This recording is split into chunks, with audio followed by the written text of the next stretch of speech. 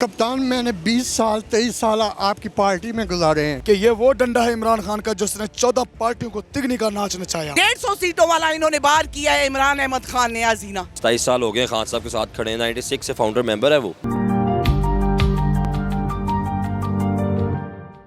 जी, कौन सा गिला करना चाहते हैं आप इमरान खान के साथ? मैं कप्तान से ये गिला करना चाहता हूँ, कप्तान मैंने 20 साल 23 साल आपकी पार्टी में गुजारे हैं। पीपी 132 में आपने दिन रात मेहनत करके अपने एमपी को विनिंग कराया, लेकिन उस नादान ने हमारी तरफ देखना भी मुनासिब नहीं समझा। खान साहब, हम आज भी आपके साथ हैं। जब तक आपकी ज़िंदगी है हमारी ज़िंदगी है। मैं भी हो सकता है हमारे ऊपर कफन भी आपकी पीटीआई का ही लगे, लेकिन मुझे खान साहब ये गिला है कि मैंने 23 साल गुजार दिया आपकी पीटीआई में, लेकिन आपके एमपी ने हमें एक कुत्ते की इज्जत नहीं दी है।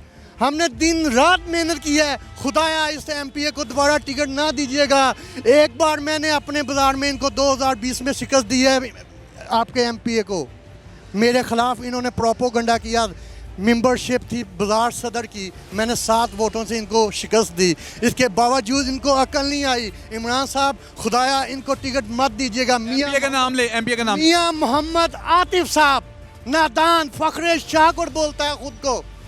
उसने हमारी तरफ देखना नहीं पसंद किया। मेरे दरवाजे के सामने बिल्कुल उसका दरवाज़ा है और हमारी तरफ ऐसे देखता है जैसे हम इंडिया से आए हैं। हालांकि ना तो मैंने कभी इसके डेरे से चाय पी, मैं खुदा के यहाँ भी देनदार हूँ। खान साहब, खुदाया इन काली बेड़ों के अपने चैम्बर से निकालें, नहीं तो मैं एडवांसली बता रहा हूँ नेक्स्ट आने वाला इलेक्शन मैं खुद अल्लाह की कसम खा के कहता हूँ वोट आपके दूंगा। लेकिन ये निश्चित हम पीपी 132 इसके किरदार, मियां मोहम्मद आतिफ के किरदार की वजह से हम हार जाएंगे। ये अपनी हेड लिस्ट में लिख लीजिएगा। मैं आपको बता के जा रहा हूँ, मैं कल भी आपके साथ था, मैं आज भी आपके साथ हूँ। सर, ये बड़ा खतरनाक डंडा आपने पकड़ा, खैरियत है? भाई, ये डंडा मैसेज है। वैसे तो सेल्फ डिफेंस है हमारा। दूसरी बात ये मैसेज है कि ये वो डंडा है इमरान खान का जिसने 14 पार्टियों को तिगनी का नाच नचाया। ये वाला डंडा खान साहब ने दिया हुआ? बस ये सब जो खान साहब का झंडा है ना, तो उसके साथ मुंसलिक है ये। आपने कहा कि 14 पार्टियों को तिगनी का नाच नचाया हुआ है। खान साहब के पास ऐसा कौन सा एक फार्मूला जिसकी वजह से नाच नचाया हुआ उन्होंने? देखें, जो राह हक पर है और जो झूठे 40 चोर हैं, उनका खान साहब ने तो मिक्स अचार बना दिया मेरे ख्याल में। और ये जो मिक्स अचार है ये इंशाल्लाह हम जानवरों को खिलाएंगे, ये इंसानों के काबिल नहीं है। सही हो गया। तो आप राना सनाउल्लाह को मैसेज दें। आप राना सनाउल्लाह साहब, बात ये है कि मैं एक ही लफ्ज़ बयान पहले भी कर चुका हूँ मीडिया पे कि देखें, कोई तुम कहते हो ना यहूदी बहुत गंदे हैं, ठीक है, मुसलमान उससे अच्छे हैं, लेकिन तुम तो उनसे भी बुरे हो। वो अपनी कौम पर तो जुल्म नहीं करते, आप तो अपनी कौम के ऊपर जुल्म करते हो। आज सिसकते बिलकते हमने लोग देखे लोग भूख से मर रहे हैं, लोग बेचारे फाका कशी में मुब्तला हैं। हमारे मुल्क के हालात इतना अबतर हो चुके हैं, मुल्क तबाही के दहाने पर है, फाका कशियाँ हो रही हैं, तो क्या करें? लोग जेलें नहीं भरेंगे तो क्या करेंगे? और जेलें भर कर भी तुम्हारी हुब्बुल वतनी का सबूत नहीं होगा कि तुम एक निहत्ती मखलूक को जेलों से भरकर बड़े डॉन बने फिरते हो। बस मैं और क्या बताऊं। वज़ीर आज़म ने किफ़ायत शहरी मुहिम का आगाज़ कर दिया कि जो वज़ीर हैं, और मैं खुद जो है वज़ीर आज़म, वो जो है ना वो मरात नहीं लेंगे, बिल भी खुद अदा करेंगे, लग्जरी गाड़ियाँ भी वापस करेंगे। तो आप उनके इस इक़दाम पे क्या कहेंगे? मैं मुस्तरद करता हूँ। ये सारा फरेब है, झूठ है। ये अपना क्या शहबाज शरीफ, इसको हम कहते हैं ड्रामा शरीफ। ये ड्रामा शरीफ जो है ड्रामे करता है। कभी बोलता है कपड़े बेच दूंगा, कभी क्या कभी वो शलवारें उतारने वाले। तुम्हारी अमेरिका में जब शलवारें उतरती थी ना, तुम्हारी ये औकात तो पहले कौम जानती है। अब इलेक्शन में करना था मुकाबला, हमने 90% वोट थे हमारे पीटीआई के। तुम्हारा अगर मर्द हो तो आओ मुकाबला करो हमारे साथ। जो एक 90% अवाम के लीडर को तुम वो करना चाहते हो जो नहीं करना चाहिए, उसकी सालमियत पाकिस्तान से जुड़ी हुई है। हम पाकिस्तान के साथ खड़े हैं, इमरान खान के साथ खड़े हैं। अगर तुम मर्द के बच्चे हो ना तो चोर के बच्चे हो, इलेक्शन कराओ। हुकूमत ने किफ़ायत शहरी इक़दाम का ऐलान कर दिया, तो आप क्या कहेंगे इस पे? ये हुकूमत भी 2 नंबर है, क्योंकि 150 सीटों वाला इन्होंने बाहर किया है इमरान अहमद खान ने हसीना, ठीक है, और 80 सीटों वाला इन्होंने असम्बली में बुला दिया है। जिन्होंने बिठाया है ना, सबसे ज्यादा गुस्सा आवाम को आप पे है ना। 70 सालों में आपको फूल पेश कर रहे थे ना, 70 सालों में ना हमारे छोटे बच्चे भी आपको फूल पेश करते थे ना। आपने उन फूलों को पाँव के नीचे रौंदा है। हमारे मान तोड़े, हमारी आसें तोड़ी, हमारी उम्मीदें तोड़ी, और हमारी वो मोहब्बत तोड़ी जो आंखें बंद करके हम आपसे करते थे। अब याद रखना ना, इतनी नफरत है आपके लिए छोटे बच्चों में भी और हम बुजुर्गों में भी। कभी हमारे सामने ना इन बगैरतों को तुम लाते और ना ये पाकिस्तान का हाल होता। अस्सलाम वालेकुम। वालेकुम सलाम जी। सर कहाँ से आए हैं आप? मैं आरिफ वाला से आया हूँ जी। आरिफ वाला से। तो सर कौन है आपके हल्के के एमपी एमएनए, किसके तहत आप आए हैं? मैं खुद आया हूँ जी। मेरे फादर 26 साल हो गए हैं, 27 साल हो गए हैं खान साहब के साथ खड़े हैं। 96 से फाउंडर मेंबर है वो।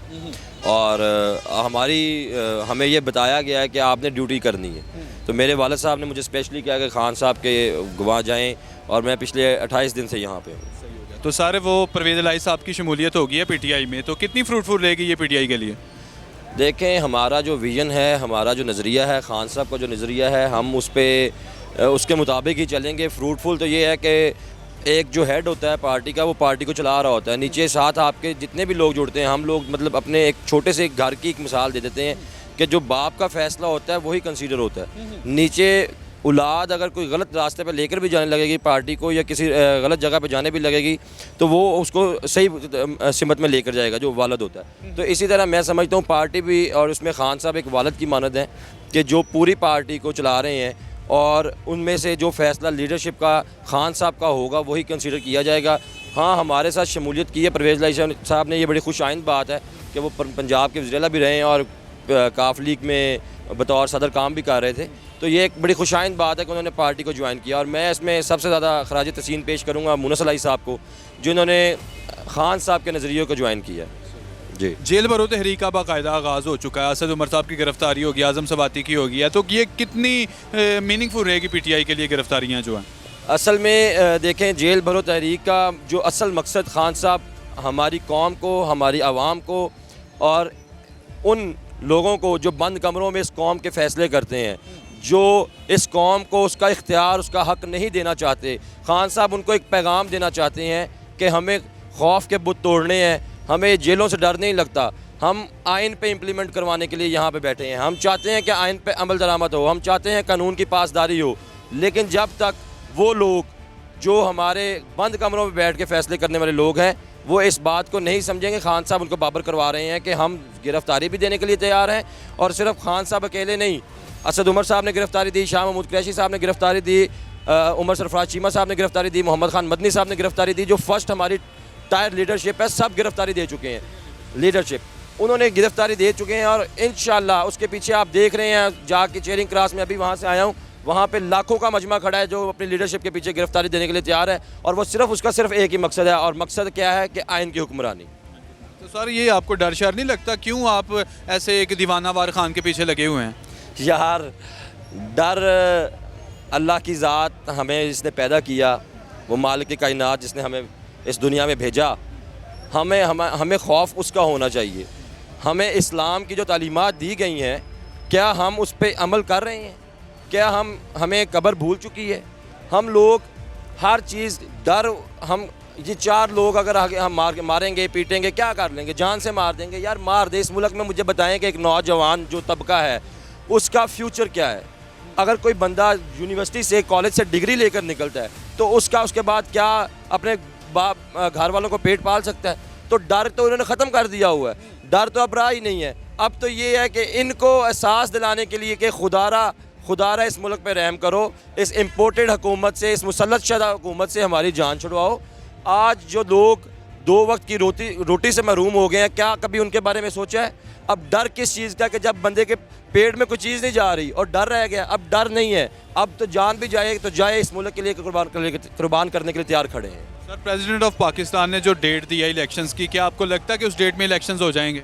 सर अगर उसको कानूनी तौर पे देखा जाए तो सदर साहब का इख्तियार है कि सदर साहब उस पर हमें डेट दे सकते थे। जब इतने सियासी इबहाम हैं, इतने मामलात ख़राब हैं, उसमें अगर इलेक्शन की तरफ हमारी कौम जाना चाहती है तो ये चंद लुटेरों का, डाकुओं का मुसल्लत शुदा टोला इस मुल्क को लूट रहा है। अगर वो इस इलेक्शन की तरफ नहीं जाता, वो इस इलेक्शन से डर रहा है, तो कौम जो जमहूरी और आइनी हक़ है हमारा, वो कौम चाहती है कि हम इलेक्शन की तरफ जाएं, तो ये क्यों नहीं जाना चाहते इलेक्शन की तरफ? और जो डेट सदर साहब ने दी है, उन इलेक्शन कमीशन को ये कानून के मुताबिक और आइन के मुताबिक इलेक्शन कमीशन उस पर इम्प्लीमेंट करेगा। अगर वो नहीं करता तो वो, मैं समझता हूँ कि मैं कानून पढ़ा हूँ, मैं लॉयर हूँ, मैं समझता हूँ कि ये आर्टिकल 6 इस पर लगना चाहिए, क्योंकि ना 90 दिन के अंदर अगर इलेक्शन नहीं करवाता, ना इन्होंने जो निगरान सेटअप आया, ना इन्होंने आइन को समझा है, ना कानून को समझा है। ये हमें भेड़ बकरियां समझते हैं, और कम से कम हमें तो भेड़ बकरियां समझ रहे हो, इस कानून और आइन को समझ लो। जो 1973 के आइन जो बना है उसको तो मान लो कम से कम। तो मेरा ख्याल है कि सदर साहब का जो फैसला है उस पर इम्प्लीमेंट होना चाहिए। 9 अप्रैल को इलेक्शन होना चाहिए पंजाब।